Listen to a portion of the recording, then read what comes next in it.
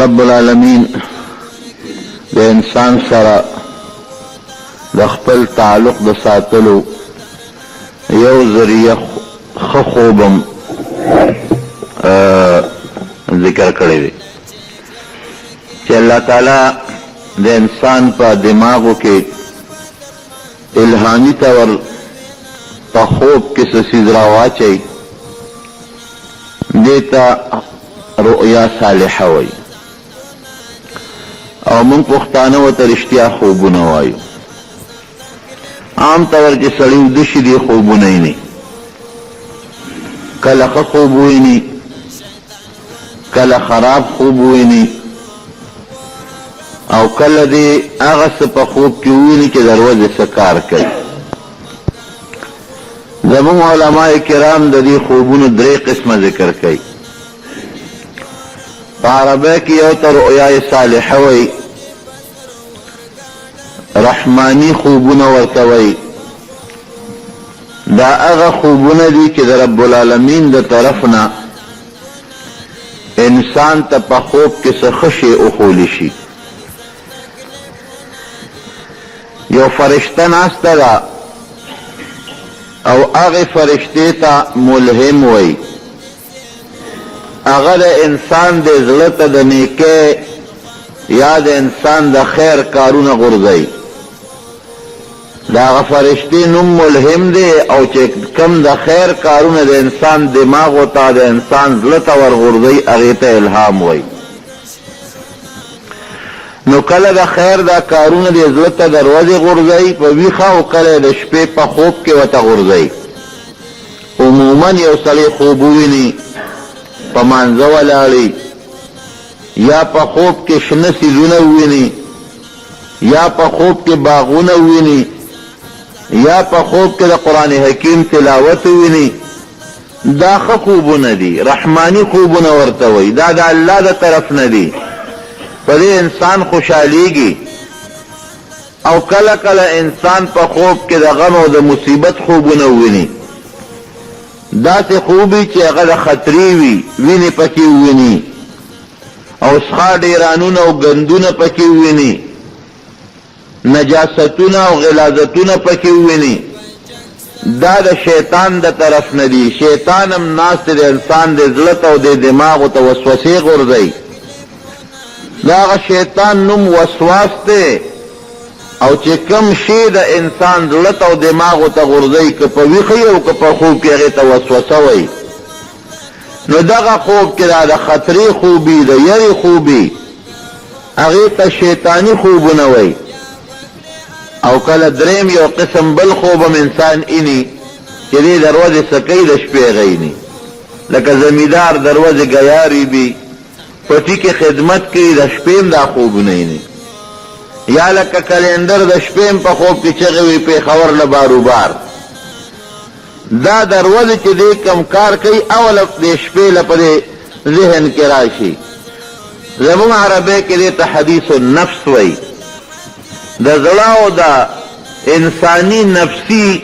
خیالات دا د انسان د زړه ته راځي. نو درې قسمه خوب انسان اینی. پیغمبران هم اینی او د پیغمبرانو وارثان هم ویني او نیکان مسلمانان او کافران هم ویني. خو د پیغمبر خوب وحی وي. پیغمبر چې کلم خوب وویني هغه رښتیا یي بلکل. د پیغمبر زړه ته د شیطان وسوسې نه راځي. د پیغمبر زړه ته د الله د طرف نه الهامونه راځي. د دې وجې نه علما لیکي چې د هر پیغمبر خوب وحی ده.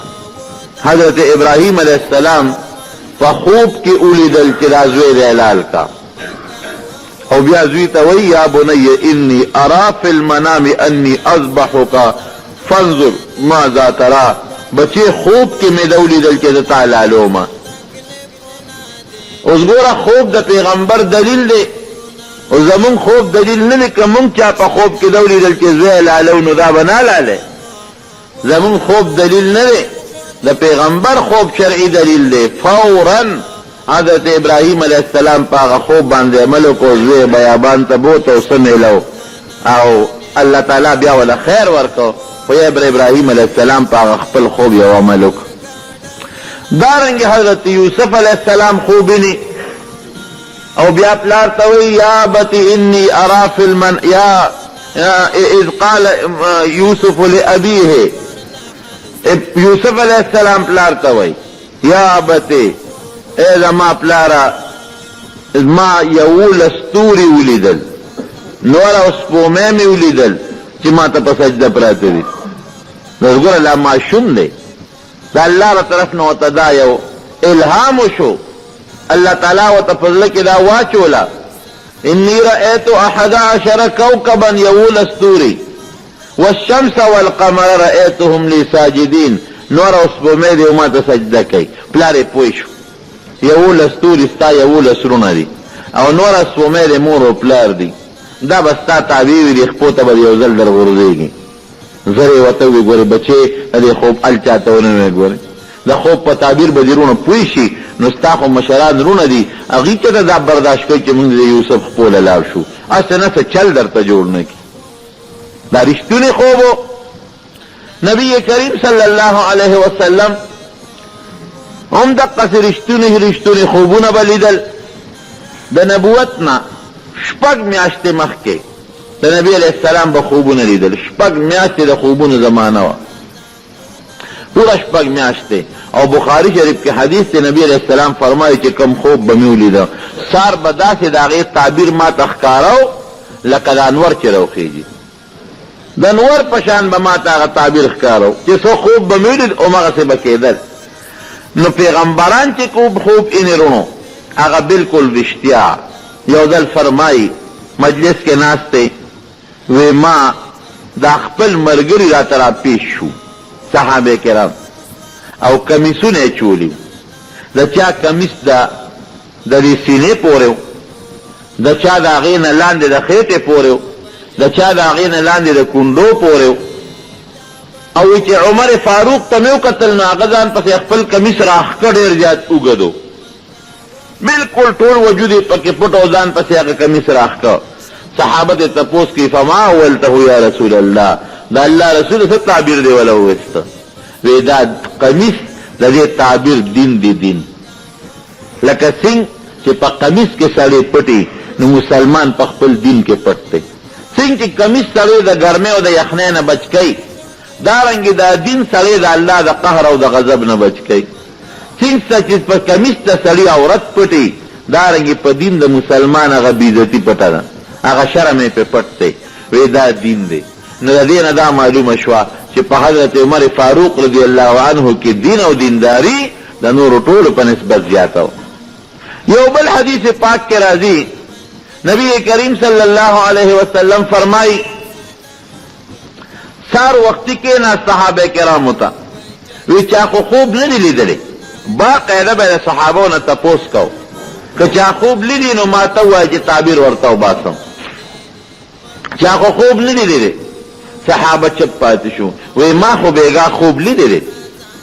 وی د الله رسوله څه دي ولیدل وی ادوما او 2 فرشتې رالي 2 کسان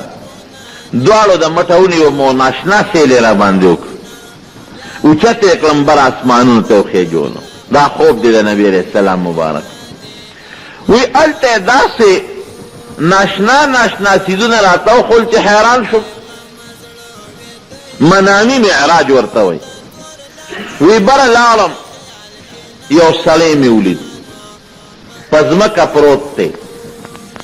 او یو بل انسان د هغه خوا کې ولاړ دی ورسره کاڼي پراته دي غټې تیږې دا چې کوم سړی ورته ولاړ دی دې تیږه اوچتی او د دې ملاس سړي دا سر پې ولید او چې دا سر یې ولګي نو سر یې چپړې شي او دا کاڼي لرې ودانګي دا سړی لاړ شي هغه کاڼي پسې خو چې دې تر څو راځي او کاڼی را رسوي د ده سر بیا جوړ شوي وي نو بیا یې پیولي دې چغې جوړې کړي سر یې بیا ریزه شي او کاڼی پرې راوتمبېږي بیا لرې پرېوځي بیا دا سړی لاړ شي کاڼي پسې کاڼي چې راوړي د ده سر بیا برابر شوي نو بیا یې ولي وی مې چې دا غریب خو په لوی عذاب کې مبتلا دی ځکه سر یې ماتېږي په کاڼي او بیا جوړېږي او بیا ماتېږي دا څوک دی وی هغې راته وی چې ته راځه مخکې ځه وی مخکې بوتلم یو بل سړی ولاړ دی او هغه ته یو فرشته ولاړه ده، یو انسان، او هغه انسان سره د اوسپنې یو تیره کونډه ده. دې سړي دی په دې خوله کې دلته ورکي او دا وښکې وله راکاږي تر سټه پورې وله دا ځای وشلی، دا مخ دا وشلی، وینې ترې بیږي او چغې ورته هغه سړی وایي. نو چې دا وشلی دې ځای پورې نو بیا ته هغه کونډو باسي دې بل وښکي کې وله ورکي، دا راکاږي تر سټه پورې دا وله وشلی او دې چغې وایي ورته. نو چې دا یو وشلی دا بله جوړه شوي نو دا وله بیا وشلی تر سټه پورې، نو چې بیا دا وشلی دا بله بیا جوړه شوي دا وله بیا وشلی، هم چغې وایي، وینې ترې بیږي. ما د هغه ملګرو نه تپوس وکړو چې ملګرو دا خو د هغه مخکې نه زیات په عذاب کې مبتلا دی، وښکې یې تر سطح پورې شلولې کېږي او جوړېږي او بیا شلولې کېږي او دا څوک دی؟ وایي زه ته مخکې ځه، وایي مخکې بوتلمه د وینو سور سیلاب دی، تک سور او دومره ګرم دی چې بړاس ترې خېږي، او یو سړی د سیلاب په دې منځ کې ولاړ دی او په غاړه یو بل سړی دی هغه ته کاڼي پراته دي. نو دا د سیلاب د منځ دا سړی راځي په دې وینو سیلاب کې ګرم کې چې د دریاب د غاړې ته راورسي، نو د غاړې دا سړی کاڼي اوچت کړي او غزار پې وکړي او داسې سخ رسا یې اولي چې په دې خولو لګي، په دې خوله کې دا کاڼي په دې خوله کې ورغیب شي او دا کاڼي دونه زوري چې دې واپس د دریاب منځ ته ورسوي. هغه بیا را روان شي ورو ورو راځي چې دې غاړې ته راورسېدي بیا په خوله په دې کاڼي کې په کاڼي په دې خوله کې ولي